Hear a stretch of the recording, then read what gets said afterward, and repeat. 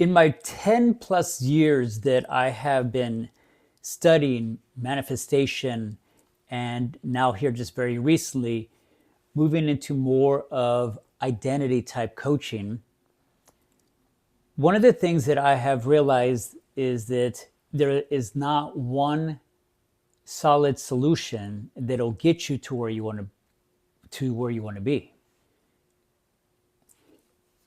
This is I don't know if this is a good example, but imagine if you were learning how to drive and somebody said to you, you're going to have to hit the accelerator, sometimes the brakes, turn the wheel, hit the turn signal, maybe the navigation, etc., etc., etc. And you think, that's too much. I can't do all that. That's just going to be too much work. I feel like a lot of you would want just to be able to steer the steering wheel or maybe just hit the accelerator and then that's it. But it doesn't work that way. In fact, a lot of times for me, what has been my experience is that I do try multiple things. If I feel like I'm stuck, then that's when I started trying something different. It's almost as though, again, I'll use the car metaphor again. If your car is stuck in a ditch, you're probably not going to turn on the radio and think that you're going to be able to get unstuck. You're going to be trying to turn the wheel, accelerate, maybe even brake. Then eventually you're going to have to ask someone to help you. But that's how this stuff works. You have to try multiple things. I'm very blessed that I started to learn about this probably about 15 years ago. I got more serious about it probably around 12. And just in about the last 2 years is when I feel like I have really honed in on the type of people that I want to coach. And that is the type of coaching that I do is identity coaching. Because what I have learned is that this seems to be the core of how a person performs, what some of their belief systems are, or the things that may be holding them back. And as a coach, it's so gratifying to see someone who was stuck, again, spinning your wheels, stuck for so long, to finally they figure out what they have to do, crank that wheel, not turn on the radio, and get themselves unstuck. I know that it's gratifying for them because then what happens is that they feel that if I can do this and I can rise to the level, or in a lot of my clients' cases, they actually shot up to the level of where they're at now. And they think, if I can do this, what else can I do? And then there it bleeds into other aspects of their lives. If they have poor health, suddenly that's getting taken care of. If they had a relationship that has been needing attention or been needing to be just ended, they take care of that. Same thing with money. If they have been very bad with money, then all of a sudden they start to become more resourceful as far as what do they need to do to get better at money. So these are the things that I help people do, is know yourself, become more self-aware. I help them to become more resourceful. And then the big thing is why I call my business KTS Know Thyself, because you have to become very self-aware of what are some of the old mindset chatter, the negative thinking that's been in your mind for so long.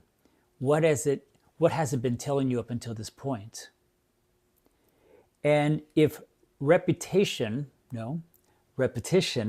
of that same message, that just, it's like a little gremlin telling you the same thing, that you're not enough, you're not enough, you're not enough, you're not smart enough, you're not young enough, you're not, good looking enough, you're not wealthy enough, you're whatever, you're just not enough.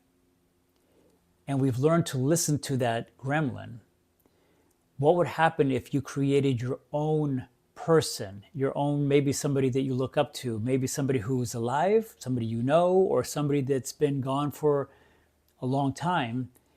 And that's somebody that you kind of, you evoke. So you say, I'm making this up, like, let's say, I don't know, Nelson Mandela. What would Nelson Mandela do in a case like this? Or what would Earl Carnegie do in a case like this? How would they see the situation? How would they get themselves out of there? And that helps you to start to think like a champion, think like a multimillionaire, think like a person who only sees prosperity and sees good in the world. Because for so long, you've been thinking about the bad and that you're not enough. And so you just, again, you're just playing the same old tune again and again and again. And this is why you're stuck. So now you learn to stop focusing on the negative and start to focus on where you want to go. I know it seems elementary. It really is.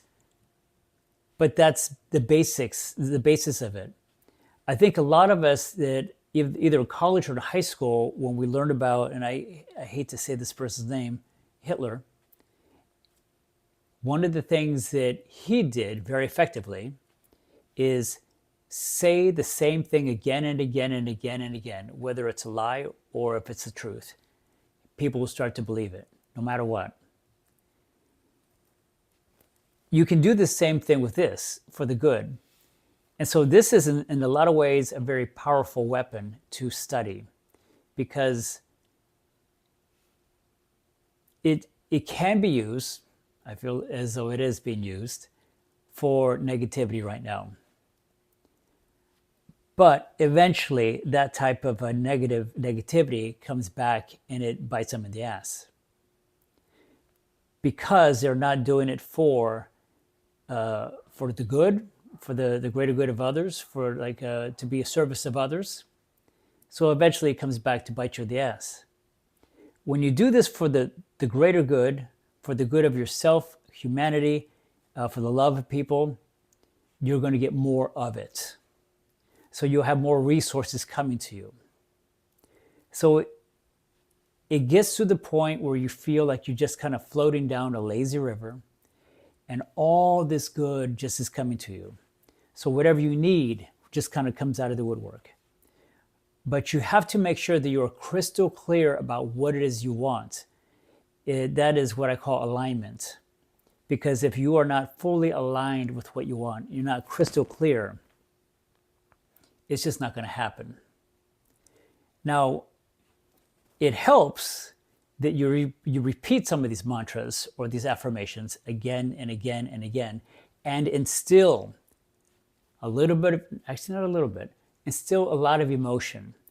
And the emotion you want to instill is, how will you feel once this has already come to pass?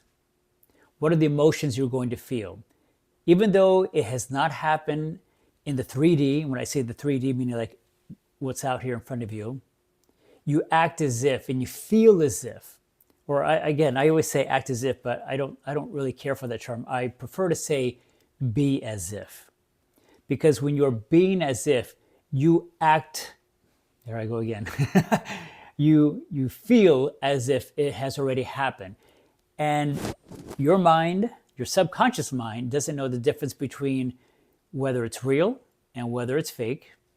The only thing it does is it starts to align you with other people, situations, events that will align with your way of thinking, and it'll come into your, if you will, your 3D, into your space here, and more things start to happen for you. So, again, very, very elementary, very simple.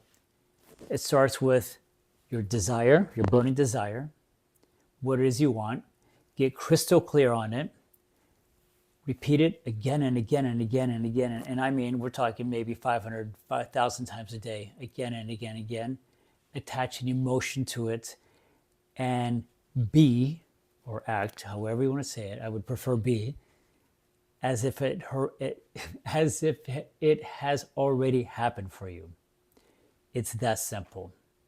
So, my name is Uriel Mesa, and I'm with KTSLifeCoaching.com. And as always, please like, share, or subscribe. This is how I build my community, and I'm here for you. Thank you so much.